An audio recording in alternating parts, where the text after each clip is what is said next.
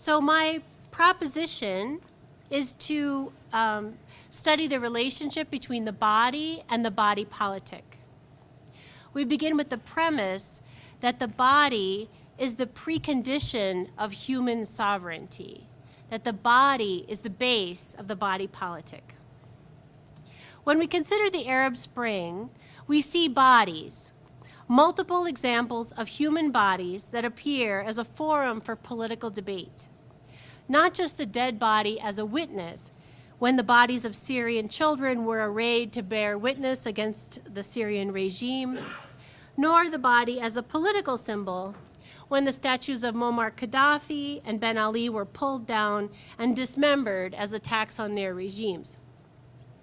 More, we see corporeal politics demonstrating that the body and the body politic are intertwined. They reproduce each other. As anthropologist Jean Komaroff has argued, the human body and the body politic are mutually constitutive. New political communities mobilize themselves around images of the brutalized corpses of the child Hamza el-Khatib in Syria. And there's a number of things I wanted to point out about these images. So first, that as we've heard earlier today, the image of Hamza el-Khatib's corpse and all the mutilation that it had gone through went viral, and people looked at this image of this little boy, this 13-year-old boy who had been tortured to death, as evidence, A, that, well, we have nothing to lose, that this is a regime that will do anything to anyone. They do this to children. This is it. This is the last straw.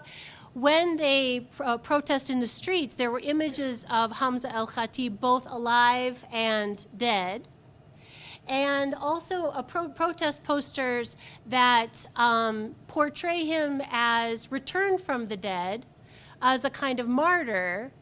And you see him very big as the sort of symbol of the electorate, of the Syrian people reaching out for Assad, who is small and running away and fearful. And so powerful was this boy in death as a body that the regime actually shelled his grave. So that's what's left of his grave after it was shelled by the state.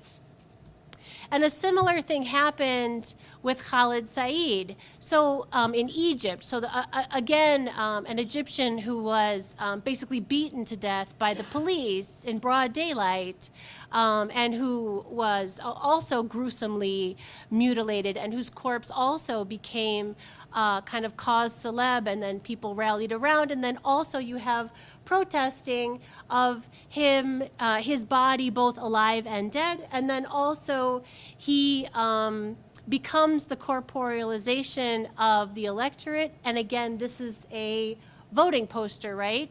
Telling you when the election is. And he also is holding the dictator like a little mouse, you know, so much more powerful.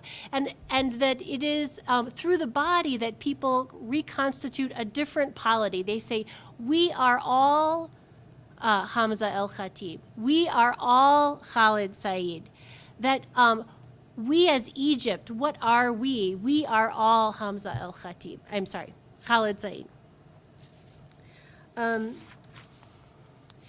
the Arab Spring, we find citizens speaking through their bodies. The Tunisian Mohamed Bouazizi burned his own body before the presidential palace in Tunisia to indict a regime incapable of providing food, work, and housing, incapable of supporting the citizens' physical survival. Egyptians were determined to occupy the metaphorical national public square by physically occupying Tahrir Square. They're willing to be shot to sit in a public park. So why? Why is that so important? Because human sovereignty exists only in and through the body. It cannot ultimately be constituted in social media.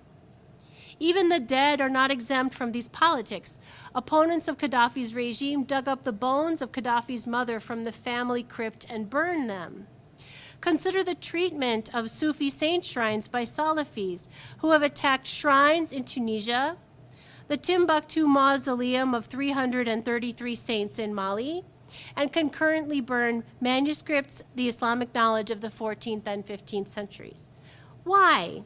In Libya, we even find that the body of a wali, Sidi Ahmed Zarruq el-Fassi, was dug up and stolen from his grave in Mistra, Libya. Why is the dead body of a saint so threatening, and to whom? It is not, as the media would suggest, a simple puritanical intolerance. It is a war to redefine the nature of knowledge, truth, and the Islamic body politic. The Arab Spring shows us that the political battles over subjectivity, rights, and the law are being fought in and through the human body. But why don't we see this? Or rather, why can't we see this? As Bruno Latour argues, we flee the body so we can imagine ourselves as completely free citizen subjects. The citizen is an abstract set of rights completely free of any physical body. So in his work on the Arab Spring and the question of post-coloniality, Hamid Dabashi argues that the Egyptian uprisings and the Arab Spring in general signal the end of post-coloniality as a historic trauma, as a system and regime of authoritarian post-colonial rule that never challenged the colonial system of power, but simply built on it and in some respects made it even worse. Dabashi does not, of course, downplay the entrenchment and power of post-colonial authoritarian rule. He rather points out that the uprisings, in their demand to not just overthrow Mubarak, but to overthrow the regime, capital R regime, had changed the language of politics in the region. And this change for him points towards a new Middle East that would no longer follow the colonial logic that begat the post-colonial authoritarian regime. In their actions and words, the people of the region were creating a new public, both conceptually and spatially, reshaping all political and social relations in the process. Race, class, and gender relations, for example, cannot escape the effects of this new public space for Dabashi.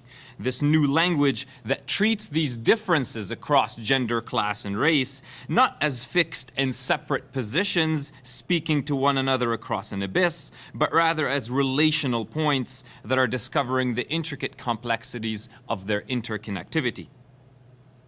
So while I agree with Dabashi that the uprisings have dramatically changed the social and political landscapes in the region, the persistence as opposed to the end of post-coloniality requires further examination, and this is basically my paper to try to figure out this persistence of post-coloniality.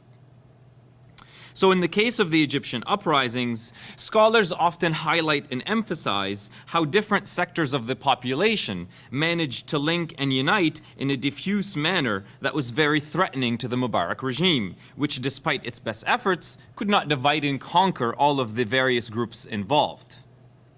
Of course, one of the groups that is often cited when talking about the Egyptian uprisings, and particularly the mobilization, is the April 6th youth movement, and that's where I'm going to start as well. I do not want to mistake the whole movement for one group, of course, but I think that this April 6th's notion of freedom is a very useful place to begin. On the surface, this notion of freedom that you'll find in the material of April 6 seems abstract and unattainable. But its appeal is precisely based on its universality. In their discourse is found a notion of freedom that is so broad, it becomes easily relatable across not only Egyptian society, but easily communicable across cultures and across nation states. It is not just freedom from authoritarian rule, torture, death, and poverty. It is a freedom for self-rule, for collectively benefiting from the created wealth of the whole nation, and so on. It is a freedom that is an assertion of the people's willpower over the power of tyranny. On a fundamental level, I would argue that April 6 is not a political notion of freedom, but a social one. It certainly makes political and economic promises, but these are promises that the movement cannot possibly achieve or deliver itself. However, the social collectivity which this freedom simultaneously creates and in which it operates is precisely what makes the diffuse unity of the uprisings possible in the first place. That is, not only does this notion of freedom claim the desired collectivity, it in fact creates social collectivity that is then observable in the actions of the activists and people on the streets of Cairo and beyond. And in that sense, I don't mind starting with April 6, because this notion of freedom was not April 6's own notion of freedom to formulate and spread. Rather, it only became palpable. It only became it only became possible to articulate it because of the everyday practices, actions, and words of ordinary Egyptians. If April 6's ideas and tactics introduce freedom as a universality, it is only because of the actions and beliefs and cries of the thousands of Egyptians who largely had no political or social movement affiliations. Street cleaning, health and education services, the distribution of food and drink, street art, poetry readings, collective prayers, the human chains that went around the collective prayers, the formal and informal discussions, the building of shelters in Tahrir Square, all of these actions and more are part of that emerging social collectivity that spread across Egypt.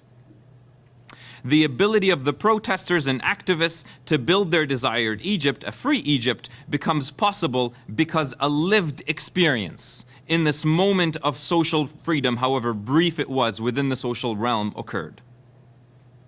And all of the efforts of the Mubarak regime to break the social collectivity, to separate the various groups, fail one after the other.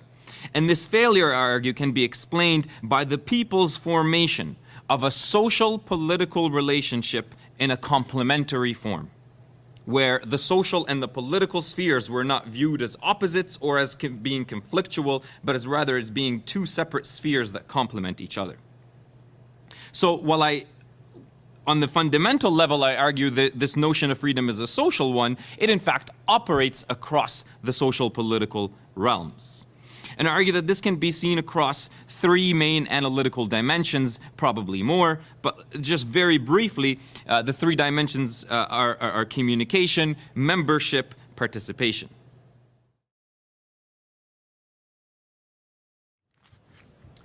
Okay, my paper is also a form of work in progress because I will be talking about three films by Nabil Ayyash, one of the most important filmmakers in Morocco, but the third one is actually not out yet. It's been banned by the Moroccan authorities, and I've only seen some excerpts online, part of the excerpts, so I won't really be talking about the film in detail as much as I'm going to be talking about the first two films. Okay, my paper is really an attempt to read, the effects of the new Mudawana in Morocco in the context of what actually happens in Morocco, both, in literary depictions, but also in the reality and in politics.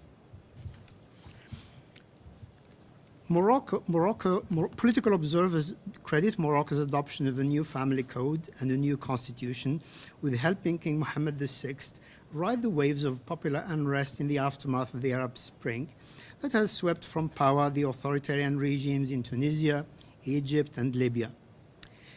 And while violence continues to plague much of the Middle East and North Africa, Morocco is often cited for its stability and smooth transition to democracy and the protection of human rights. For example, a recent article in the Washington Report on Middle Eastern Affairs quotes, "Compared to the rest of North Africa and the Middle East these days, Morocco appears to be an oasis of calm and progress. And women, who had lived under one of the most retrogressive family codes, have now gained a progressive legal status, which is the envy of the Muslim world." And of course, the quotation here is a reference to the Moroccan Mudawana. In the preamble to the Moroccan Mudawana, former Moroccan Prime Minister Omar Jetou outlines the three major components of this law: doing justice to women, protecting children's rights, and preserving men's dignity are fundamental parts of this project, which adheres to Islam's tolerant ends and objectives, notably justice, equality, solidarity, ijtihad, and receptiveness to the spirit of our modern era and the requirements of progress and development. But in spite of Morocco's reputation for a progressive and liberalizing state, an examination of 3 major films by Nabil Ayyash reveals the extent to which patriarchal relations and gender inequality remain the norms in Morocco and remain a real obstacle to democracy. I'm going to start by talking about Ali Zawa, one of his first films. Upon its release in Morocco, Nabil Ayyash's film became an instant hit with Moroccan audiences, selling about 500,000 tickets, a box office record for a Moroccan national film. Internationally, it was widely distributed and very well received in many European and African countries, earning more than 40 awards in major international festivals. The film's success appears to lie in the frank depiction of the lives of street children in Casablanca, Morocco's largest city. In post-colonial images, Roy Ames notes that the film offers a very powerful and lucid personal view of poverty, degradation, and the social problems to be found in Casablanca. Another person writes, the film argues that Ali Zawa depicts the harshness and precariousness of life of the street children. The boys steal, prostitute themselves, sniff glue, and have murderous fights among themselves. They get raped by other boys, they are chased by the police. The children use a language of the streets that is considered rather vulgar, and many Moroccans were shocked by it. But Ali Zawa, the story of 4 boys, Ali, Kouita, Omar, and Boubkar, who roamed the streets of Casablanca after they escaped from a gang of someone else called Dib, is not just about the miserable lives of these marginalized youth in Casablanca. As Nabil Ayyash himself points out, he has a different interest in the film. In the lives of these children, there is a portion of violence and crudeness, which is part of the social reality. But there is also a portion of the imagination, suffused with dream. The street has a power that is both tragic and lyrical, a power that is maintained by imagination. At the drop of a hat, they can take off into a real fantasy. My interest is to look at the world of dreams and the reality that the critics seem to celebrate, and which has completely been left out in terms of its gendered nature. So I'm going to look at the gendered nature of the imagination of these boys. And my goal is to try and shift the focus to not the children themselves, but to the women in the film.